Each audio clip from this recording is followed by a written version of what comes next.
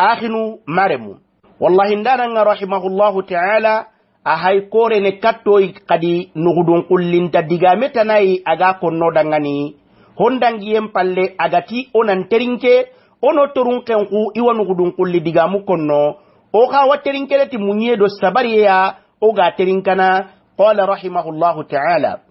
ya akha shaybi ke intin kulli gume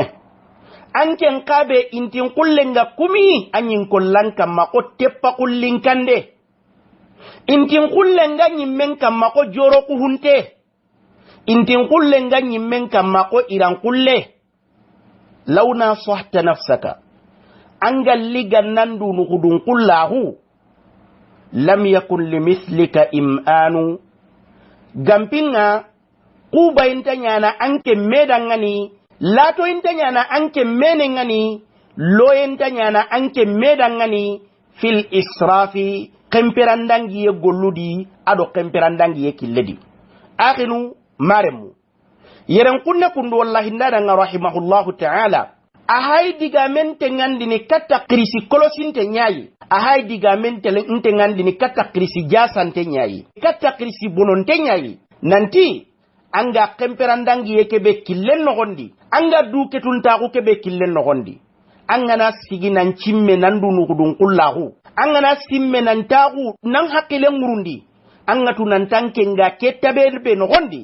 kenta kawati anke mei haraga nani antaka wati muslimen cuide ka anke nga ke sigira bedi anga kaburan kambenga tandume nga tinto nan kebu manga tandume kebunte kamma kallega tinto kebe gadangi anguyundi amega matogo aganta alla ganani agara uyu gille nyanganda ngani wa alla nyagana agano wari jaga uyu gille anyi batiye kamma anyi siroye kamma kendi kuna anken kirise ka be ga ke kemperandangi ye killet kamma anga kubene kemperandangi en taben no gondi anga hinna duna tingana ando lemunu nyaga hinna wurundo duna batenga anga lato no kemperandangi en gollun no gondi launa sahta nafsaka anga nandu nukudun kullahu ko tayogo anga ntakunu nandu nukudun kullahu ko tayogo lam yakun limithlika im'anu annatu nanti kuba intaka wanyana anke medangani anga ke krisaku be dikundu lato intaka wanyana anke medangani anga ke krisaku dikundu fil israfi na nyekemperandangi yedi na nyekemperandangi yetabe no gondi akhinu maremu wallahi ndana rahimahullahu ta'ala harisa ahay hinna digamente le ngondini katta krisi bandi nyaayi ahay hinna digamente le ngondini katta krisi bononte nyaayi ahay hinna digamente ngandini katta krisi kolosinte nyaayi awatini lemina ko ngani wuccekebe gati kenta nyana birenu lemine ngana golle nya onati kedi lemine nyaayi kada wara hara ganani kendi game ga lemine nya bonondini hara ganani oganta kawana kendi game kowa hara ganani gannin maranonga manyi kemmo kamma hara ganani gannin kase krisunga mire mum mara ken kamma na lemine ngari bononta gundi na sembendi na nyilla kono nanti ani bire nyaayi hara ganani kenga manyade ka lemina unga ora waitini agada keda bari ani lemine nyaayi kembire jaragige bega sakata mana sakata ma ka anda mani wari intin kullenga hinna logora kun kullen nogondi intin kullenga hinna fasika kun gollen nogondi intin kullenga hinna jeniyen gollen nogondi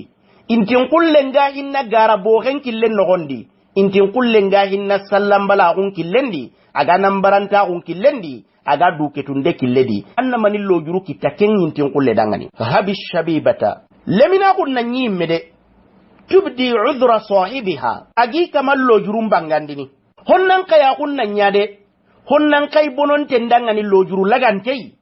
nanti ke honnan kay bononte kundu agara dabari ya na lemina kunyadi ona raga de nanti hari kenyi menanyi de ma'udhuru ashyaba anke nyintin kulle bononte ka kundu anke nyintin kulli kolosinte ka kundu anka lojurun ni maniya yastahwihi shaytanun shaytane gangi si wasana agan cankondini angada wardo shaytane killen battenga na wardo alla kute battenga ando garantaku kille gameyi ando sallambalaku kille gameyi ando jeniye kille gameyi ando fayiye kille gameyi ando hillakape kille gameyi anna maneka kitta anga dudangani lojuru ya ankiri saku kedi anga dangi hibe kama kenga bengani gelli lojuru gana muri lemine dangani nanti lemine nyani lojuru muri ni anke nyintin kulle kadangani kammo akhinu maremu keni kawande nyai keni nugdun kulla wa intin kulle dunke sudangani simmay nyani siresu anga intin kulla ku tabeno gondi anga hinna bononta ku tabedi anga hinna bononta ku kille tabedi annatu ando duketun ta ku wayde mede lojuru na ngalemine dangani nanti lemina kuwani hara ganani kendi game heti ho sire marana sire da aga konno lemine jondi bawoni bononta kun kille loy nyani kenga lemine nda nanti lemine nyani nga anato ko golli burunda barni yoka anke nyintin kullega anke enkrisega lojuru nan dangani maniya anga hinna alla kuten killun kamade habi shabiba ani honnan kaya hunnan ni kundunga de manna honnan kaya hunni mesimma tubdi udhra sahibiha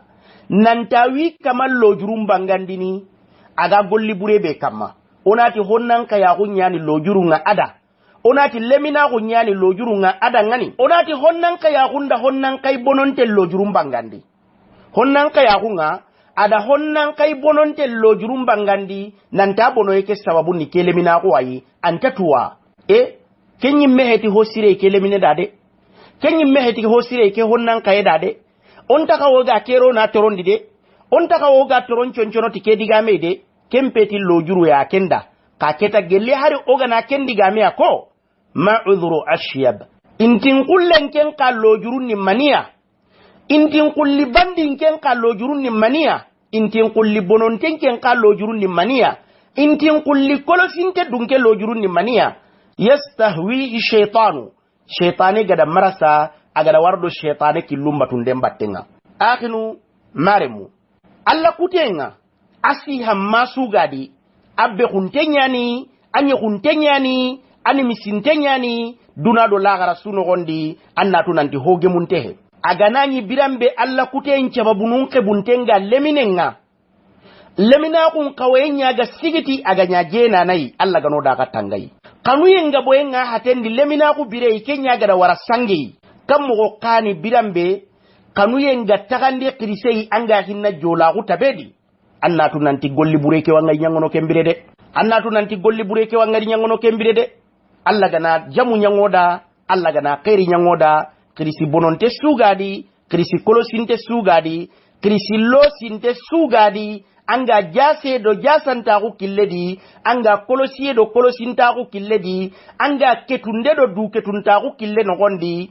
annan cimme dumaga annan tagu annan nimisiye nyaga jinguji annan yille katta Allah du yillandi ndempo gemunte annan yille katta Allah to munyille mo gonga nimisiye ga no gondi annan nguyu kuteke sirondi kebe ga dangi bonoy no gondi anna Allah nyaga nyampama ha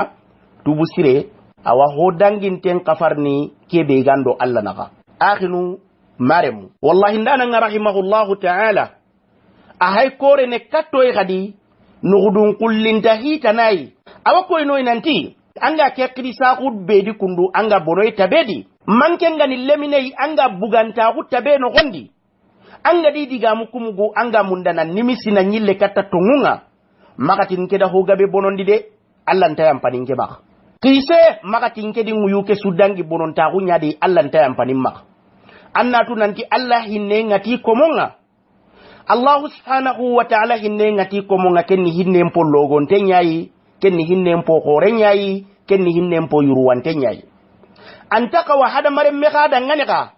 anga tini Allah hinne kore nyani Allah yampayen kore nyani ndugun nan to nga bononta ku be tabe kama ngara de honta ku be tabe kama nan to kama bawoni Allah hinne kore nyani mingara hinne no gondi bawoni Allah yampayen kore nyani mingara yampayen no gondi an kanta yampa golle kama an kanta ho kama kebe agani tongu kilei kamane nyamari gani anta ken kama anga kamanen choki gollu kama ambuten chakuntengati ayam paenda ahinnainga kenni duke tundenya yi Allah gano da katanga baka kenga kallemine be gabuganta ku tabedi anga konkombori tabedi anga bonontaku tabe no gondi anga ni danku digamu mugu annatu nanti angana haraki alla nan junubu ko hafarniya